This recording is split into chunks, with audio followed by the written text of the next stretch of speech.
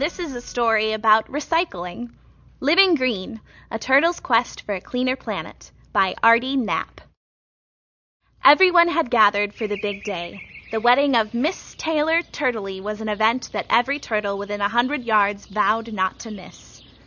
Everything had seemed perfect, too, but then it happened.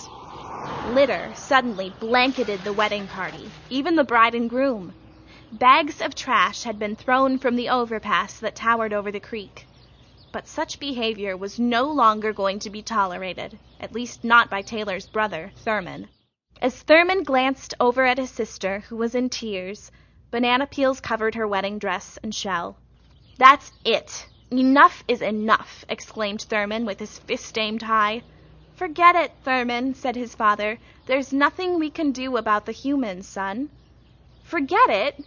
How can you say that, Dad? Something has to be done. It's time for action," Thurman said. And with that, Thurman told everyone he had to go.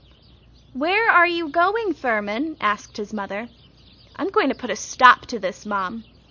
"Don't go," shouted a voice from the wedding party. "You'll end up in a kid's fishbowl, and you'll barely have enough room to stretch."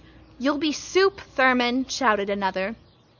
As voices continued to ring out about the dangers that awaited him, Thurman was undeterred. He was determined to make a difference. How, exactly? Well, Thurman wasn't sure. He just knew he couldn't sit by as the land he loved became cluttered with trash. Traveling a distance of any length takes quite a while for a turtle, so to make headway on his journey, Thurman swam with the current of a nearby river. After a couple of days adrift, Thurman finally saw signs of human civilization, and everywhere he looked, there was trash. Lots and lots of trash. Dumping garbage where they didn't live was bad enough, but Thurman was surprised to see people living in it themselves. Garbage was in their water. It littered the streets where they drove their automobiles, and it was even where children played. As Thurman pondered how he was going to address the crisis, several people were suddenly approaching him. Fearing for his safety, he quickly turned to hide, and then everything turned dark. Thurman had stuck his head into a muddied plastic bottle that had been left on the riverbed. Eager to escape, he pulled with all of his might, but without success. A science teacher from a nearby elementary school was now standing close to the river with her students. They were on a field trip to help the environment. The children would be planting trees, and a local newspaper reporter was on hand to cover the event. "Okay, before we get started, who knows the answer?" asked Mrs. Thornberry. Several of the students raised their hands. "Yes, Susie," said Mrs. Thornberry. "It's our carbon footprint," said the young girl. "That's right, Susie, very good. Even though each and every one of us has our own carbon footprint, it affects everyone and everything around us." As her students began breaking ground to plant trees, Mrs. Thornberry continued to speak about the different effects that carbon footprints have on the environment. She reminded the children of the pollution that comes from factories and automobiles, and the carbon dioxide that is released into the air because of them. By planting trees that day, the children would be combating carbon dioxide by putting more oxygen back into the air.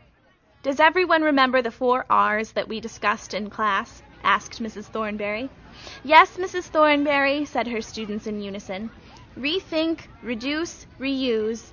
But then young Robbie Pursley shouted, "Recycle," before any of the other students could say the last word. You see, Robbie couldn't contain his excitement. He had stumbled across a plastic bottle, but it was no ordinary bottle.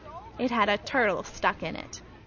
As everyone came over to view the bottle, Robbie held it up in the air for all to see. The local news reporter captured the moment with his camera. As Thurman began to feel his body being tugged, he feared the worst.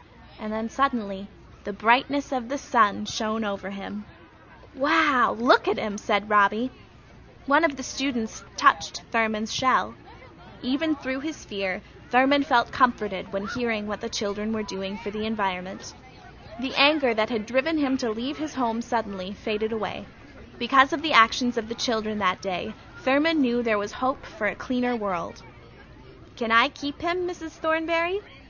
"I don't think that is a good idea, Robbie. This is his home. He needs to be set free."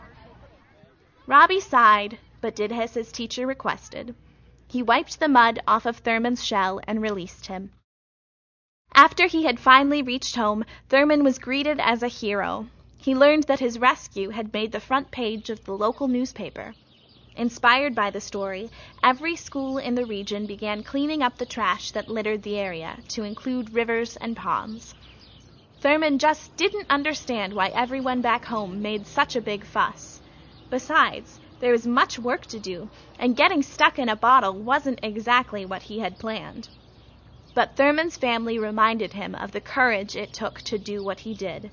His quest for change was proof that one individual can make a difference, and that each and every one of us should try.